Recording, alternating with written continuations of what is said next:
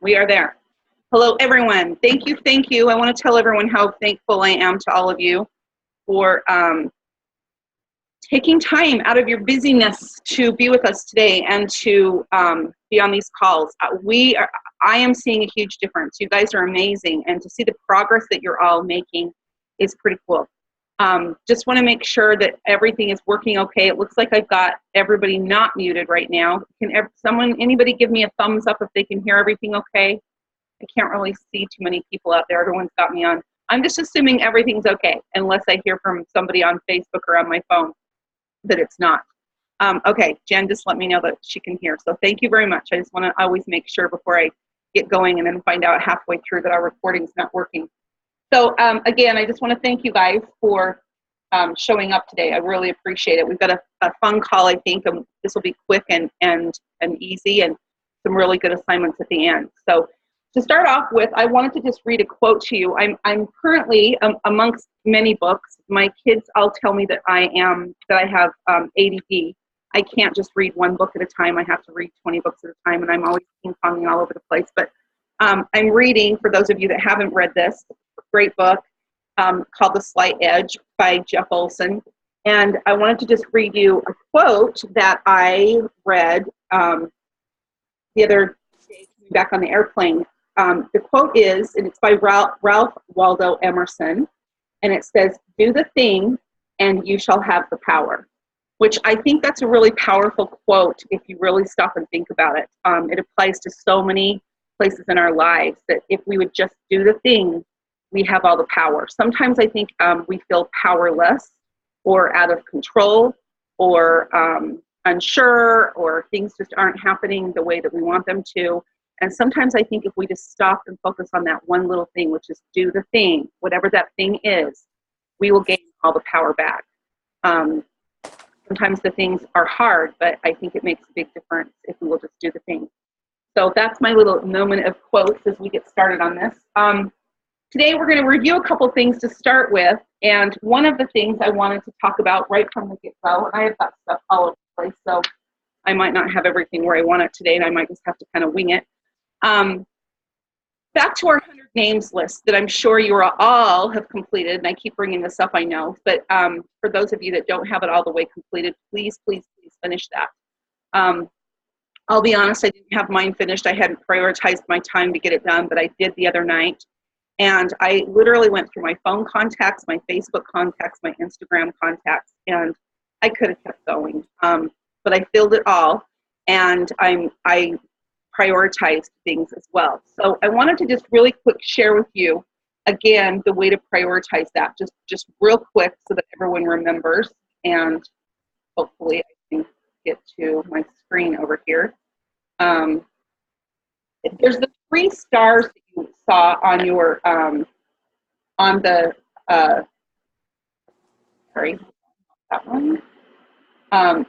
your list page, and what you want to do is, I don't think I can share this with you, but I'm going to put these documents on Facebook after our class today, so you'll be able to. They're not the greatest copies. I scanned them here at home instead of at my office, but you want to go through and prioritize these. The purple star is people that you know on your list needs the product. They're into health, they're into fitness. That this would be a very natural fit for them. The blue star, who would be great to host a class? Who do you think would just be right there with you and be willing to do that? Maybe you've seen them host other classes all the time. You've been invited to their home for other classes. And then the green is, who would you love to do business with? I know there's people on my list that they probably would not engage in the business side of doTERRA, but could certainly benefit from the product. So think of that as you go down the list and start checking off those stars. The second part to prioritizing that list is, as you are going through that, think about people that, and again, I'll post this, but I'm going to read them to you really quick. Has established a niche or influence, meaning, man, who could you tap into? And then they have this whole other world of people that you could tap into that world too. Put a check mark next to their name. Who shares similar vision and wants to make a difference in the world? Maybe somebody that you've noticed that does a lot of work for charities who would love our co-impact sourcing, that would just probably be drawn to doTERRA for those reasons. Put a check next to their name. Who's an entrepreneur looking for an opportunity? So we all know people that might be interested in opening their own business, and that might be struggling with finances. Maybe a young mom that you know is struggling leaving her baby at daycare. Put a check next to their name. Is somebody that's very involved with school, charities, church, things like that. And then who has skills that you would love to have as a builder on your team. Just some of those criterias, and put check marks next to their name. And then obviously that prioritizes your list so you can start calling the ones that have the most check marks and the most stars checked off. It's a great way to start going through that list. It gets a little daunting. So today's call, we're getting into follow-up big time. So I wanted to talk about our names list, because in order to do some great follow-up, two things kind of have to happen. Number one, you've got to have the list. You've got to have the names to start following up with and starting to share with. And then number two, from last week's class that we talked about, you need to have classes booked. So I'm hoping that all of you spent some really good time in this last week organizing your calendar and getting all of your classes booked for the rest of November and into December 15th. I'm assuming that everybody had a really good chance to do that. I want to talk to you about a couple of other things that you can do if you're struggling getting those classes booked. I want to talk to you about a couple of other ways to host classes, some other ideas of creative classes. I don't think Brooke's on the call today. I think she has an appointment. She'll be listening a little bit later. But a couple of ideas. I know she just did a big class for her daughter's dorm, and she was a little worried because there wasn't a lot of interest at the very beginning. But as she got into the class, or got there to the class, I think she did it on Sunday, she had 7 attendees, and 3 girls would like to do as a part-time job, and 1 girl would love to do it as a full-time job and be a builder. So you never know where you can find these types of opportunities. Her whole deal was just doing a teaching class on staying well during finals, how they can prevent sickness and things like that. So, okay, hold on one second. I'm just pulling up my next sheet for you. Sorry, this is a little bit disorganized here because I have to turn my head and try and pull these up. And it seems like none of them are. Okay, so we talked a little bit about one-on-ones, and I'm going to talk about that just in a couple minutes. I've got a couple things to share with you about one-on-ones. There's also ways that you can do Skype presentations or Zoom meeting presentations like this. Maybe you cannot fly to Portland, Oregon, but you've got a few people there, or maybe you can't get to Phoenix, Arizona, but you've got a few people there. You might want to just put together a little packet and send out ahead of time to them with some catalog information, some samples, maybe the wild orange from a class in the box, and actually have a Zoom meeting with them attending and draw some prizes. Tell them if they show up on the meeting that there will be some prizes given, or you'll mail out the wild orange after they attend, and actually do a Skype presentation like that where you're doing it just like we're doing right now. It's a great way to communicate, not just with your downline, but to actually do classes. In the comfort of their living room. You can do it in the morning or in the afternoon when kids are asleep, or if you're like me, working moms, late at night after the kids get put to bed, you could do a 9 o'clock class for 45 minutes, and it would be great fun. Three-way calls. Three-way calls is another great way to just tap them in. Everybody has that ability now pretty much on your cell phones that you can three-way people in, and that's a great way to talk to people and get them interested and do classes. And then doing online webinars and videos, just like I'm doing right now. You may want to do a presentation online on Zoom by yourself and publish it to YouTube and get a YouTube channel going and share those with people. It's a great way, again, to share with your team and train your team, but get creative in thinking about how you can actually host classes. I know some of us are in areas where doTERRA, it's very saturated in our areas, and we're trying to branch out and find new people. And by reaching out and using technology, it's a great way to be able to do this. And it's so easy. I am paying for the Zoom service right now. I think it's $9.95 a month, but I don't have to. You can do up to so many of them for absolutely free. So it's a great way to look into those things.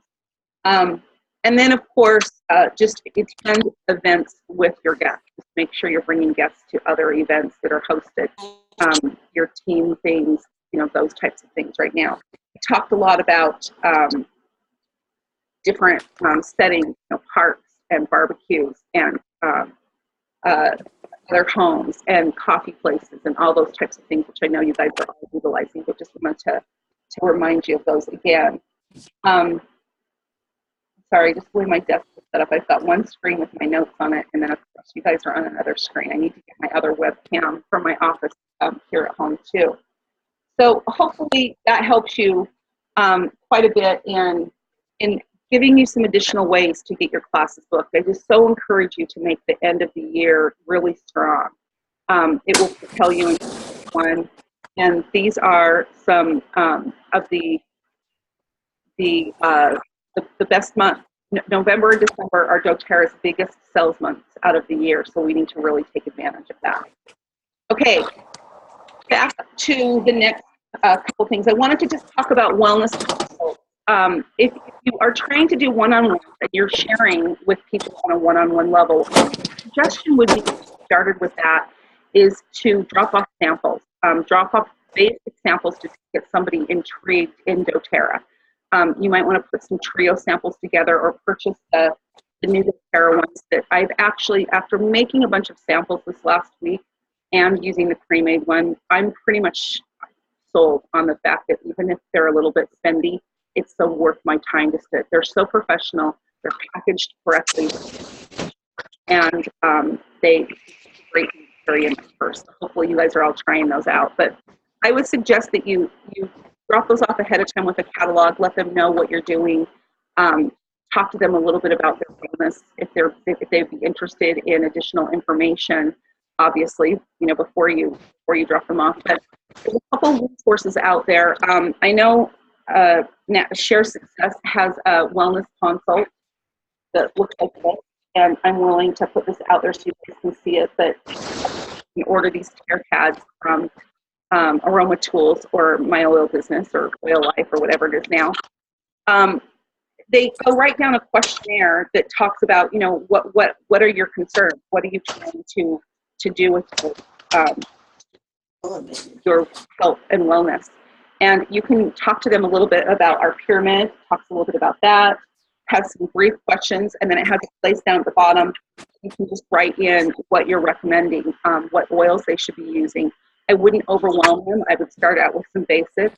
I think we talked about in a couple calls ago, just those initial edge success questions that you want to ask people that if they're interested in hearing more about a wellness product. And I think if they are, if you can, go for lunch or meet them for coffee or whatever it is that you're going to swing by their house and sample. It's easy to do a very casual, non-doctor appointment kind of thing, actually do a wellness consult. But as you do that,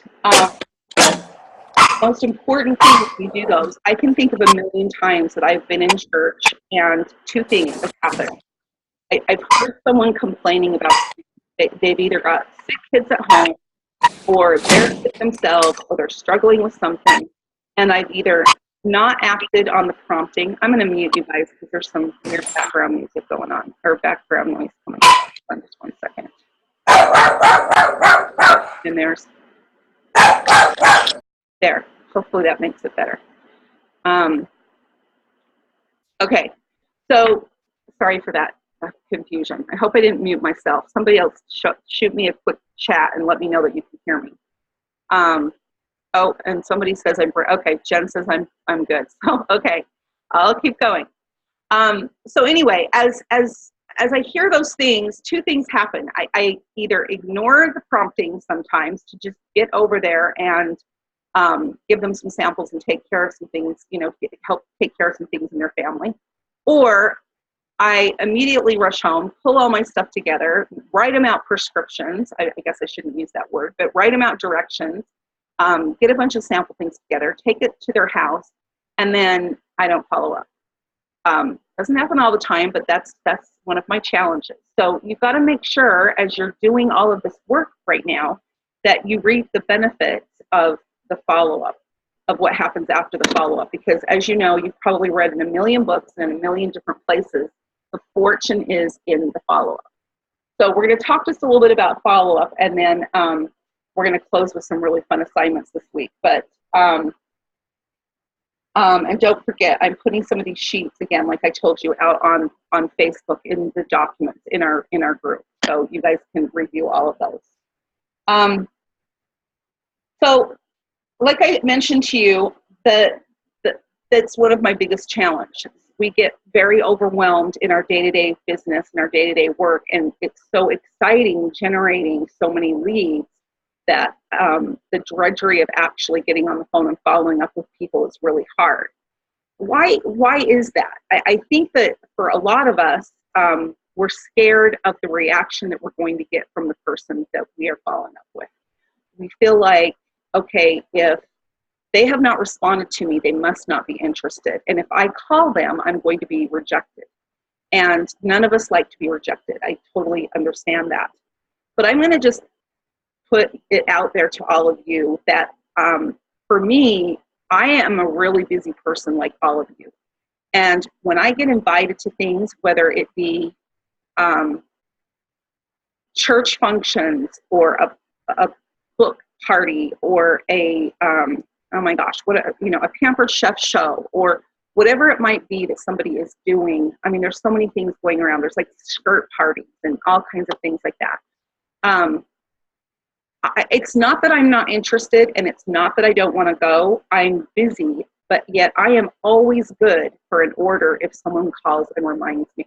If someone will get on the phone with me and say, hey, can you come to, or did you remember about my Norwich class tonight, or whatever it is, even if I can't go, I will usually say, I can't go, but send me a catalog and let me know before you close your party. I'll be happy to order. And I think you guys, more of us are like that than the rejection ones. I think that we need to remember that. I think that we need to always assume that the person is just so busy they haven't been able to get back to you, but they're waiting for your call. And are we going to get rejected? Sometimes we are. Sometimes someone's going to say, you know what, it's just not working for me and it's not the right time. And you know what the cool thing is that every time that happens, you're one step closer to a yes. It's a numbers game. In any sales situation, it's a complete numbers game. I know in real estate, in the mornings, we used to we would have prospecting challenges. And we would put out M&Ms or quarters or whatever. And we would line up 20 of them on our desk. And every single time that you made a phone call and got through to a person, you either got to put the quarter in your wallet or you got to eat the M&M. And every no got you that much closer to a yes. In real estate, it was statistically proven in my world is I got about 2 yeses for every 10 phone calls. So in order for me to get 2 listing appointments or 2 buyer appointments, I had to call 10 people. That's pretty average. Some people are 15 to 1, some people are 10 to 1. I was about 10 to 2 in my later years in real estate. So you kind of have to know your numbers and know that it is a numbers game. You're just making those follow-up calls. The more no's you get, the closer you're going to get to the yeses. And the more yeses you get through, the closer you are to that magical builder that you're looking for. But you have to be out there following up with people, or you're not going to be able to ever get to those yeses. You all know that the worst thing in the world that can happen is you take the time to spend with someone, you nurture them, you drop off samples, you do everything you're supposed to do, and maybe you're not tenacious and maybe you're not on top of them enough, and you find out 6 months down the road or 4 months down the road that they signed up with someone else. That always stings. So I just want to tell you guys that you just need to be tenacious. Just stay on these people in a nice, professional, pleasant way until they actually tell you, don't call me anymore. And hopefully they won't say it to you like that. But until you get the definite no, keep following up. Okay, a system. It's super important in this to have a system. You've got to have some sort of a plan for follow-up. And so I'm going to tell you a couple of different things that you can do. And again, this success tracker, I will post on the Facebook page. It's from Share Success. And It's a great way to list all the people, list all your leads, and mark it off on the side, if that's what you want to do. You've got your 631 Edge books. Hopefully everyone's using those. I don't see mine right here. That's a great way if you're utilizing that. It's a great way to share and keep track of all your leads in there if you're using it for that purpose. If you're using it as a notebook, it's probably not going to work very well. But for me, and from working with a lot of different coaches in my career, I think you have to think about how you work best. What type of a personality do you have? Are you a write it down person? Are you more of a computer person? Because even Outlook and even your Gmail accounts have tasks that you can use in Google that you can totally track like that. But if you aren't the type of person that is going to electronically take your phone with you everywhere and electronically sit in your car and check off those things, you need to think about what is going to work for you. Is it electronically based follow-up system? Because there's even new programs out there. Lead Train was just launched this last week for those of you that have kind of followed that kind of stuff. And I was playing around with it this morning, and I don't know. I still don't think it's powerful enough for what I would really use. But you have to figure out how you work and what works best for you. And it may be just the absolute most old-fashioned thing that you can think about or that you can utilize. And I'm going to take you right back to the most old-fashioned real estate tracking lead mechanism that I was ever taught in my career. And most agents still use this, because you'll find out there that coaches will say, throw away your computers as far as lead management. Don't try and do it electronically. It's too overwhelming. And they will also tell you that you should do your lead follow-up prior to ever even opening the door to your emails in the morning. The minute you come into your office and you open up your computer and you open up your emails, your whole day can be shaped by the emails that are coming into your office. You need to keep that away. We call it keeping the snakes in the box. And you need to do the most important thing that you need to do first, which is your lead follow-up and your phone calls. If you can get your system and be dedicated enough and structured enough to do that, you will be successful if you can come in and do your lead follow-up first. So what I'm going to share with you really quick is just a very old-fashioned way of doing that. And it's 3x5 cards. It's getting a 3x5 recipe box, and you want to get monthly dividers, January, February, March, April, May. You have all the monthly dividers in there. And then you have all the 1 through 31 numbers in there. So in your box, in the very front, you have 1 through 31. I should have grabbed this at my office last night because I have it sitting in my office. So in your box, you have 1 through 31 tabs. And then behind those are all the months. So let's just say it's October. So October is sat right in front of the 1 through 31. And as you're working your leads, that lead is on a 3x5 card, and it's placed on the day that you're supposed to call them back. So every morning you come into your office, you pull out your box, you go to October 26th, you pull out your cards, and those are the people that you're calling. Maybe this person that you call and you get a hold of wants you to call them back on Thursday, so they go on the 28th or the 29th, whatever Thursday's date is. You stick them right back in that date. Maybe it's somebody that just says, you know what, we are going to be traveling all month. I don't have time to talk to you, but I would love for you to call me the first week of November. Then you plop them right in the November file behind the November divider and write your note on the card exactly what they said. It's a great visual way to keep track of all of the conversations. It's a great way to keep track of all of your leads until they actually convert to becoming wellness advocates and they're in your line. Leaders, for those of us, all of us that are leaders, it's another great way to keep track of communicating with our downline and communicating with people that need help and follow-up and things like that. So it doesn't need to be just for new people. You could even coordinate it where you have white cards for people that are not wellness advocates yet.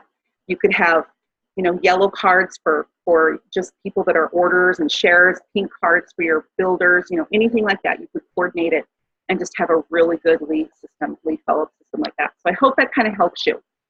It beats having sticky notes all over the place. I'm getting old. I don't remember everything anymore, so I'll forget to follow up with little things. But again, what you need to do is just figure out what works best for you, what type of a system works best for you, and then use it. We talked a lot about the 631 system and how, you know, the 6 calls, you know, the different 631 ways. If you can really use that book, if you can get that book out and utilize it, it will work for you too. So you just kind of have to decide again, not to repeat myself, but just what works best for you. So that's all I really have for you today on follow-up, because the best thing I have for you today is that I'm going to be posting, as soon as we get off this call, a phone call that Karina Bracken did, or a webinar that Karina Bracken did with Gina Truman. And for all of you that might not know, Karina is our Blue Diamond upline, and Gina is above Karina. She's another Blue Diamond, I think. They did a summer series webinar that maybe some of you guys have already listened to, but Karina does a phenomenal job of follow-up and follow-through in this webinar. So I'm going to post that, and that's one of your assignments. Karina, that is one of her best skills she has. She's amazing at follow-up. That's why I'm here. That's why I'm sitting here today, is because Karina never gave up on me. Never gave up on me. And back in the day, you know, it was even just following up on my LRPs. We talked a lot about that last week, about how I would get the phone call from Karina no matter where I was at the end of the month, and she would say, Sue, it's 9:30, the last day of the month. You haven't changed your order. Do you want to give me your login? Can I change it for you? What do I need to do to help you? And that went on for a long time. You know, she helped me. She knew that eventually I would engage and do the business. And I think that we all have those people out there in our downlines that we're not willing to give up on, that we're just going to continue following up in a good way. Never, ever once did I feel bugged by Karina, ever. I felt like I couldn't believe that she had the time to help me. And I always felt like I could text her or call her for concerns about what to use for this or what to use for that. And no matter how busy she was always there to respond and help me. And I think it's really important that we are that way for our downline too, that we're very accessible to them, in not just our follow-up, but responding to their needs and their things like that. So as far as our homework is concerned, I'm going to post that as soon as we get off the call, and you guys can listen to that. It's great. I listened to it again last night, and it's got some great things in it.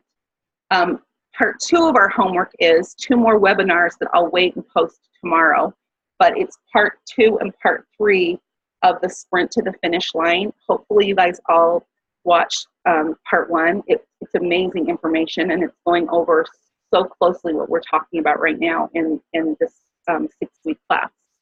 So I would like you to spend some time listening to Karina's, and then those 2 Sprint to the Finish Line, part 2 and part 3. And then lastly, this is the hard part, because we've got to start somewhere. You've got your names, you've got your list. I'm going to challenge all of you to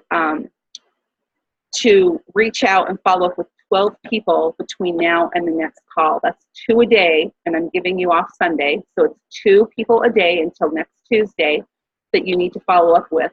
But here's the kicker. Here's the hard part and the fun part too.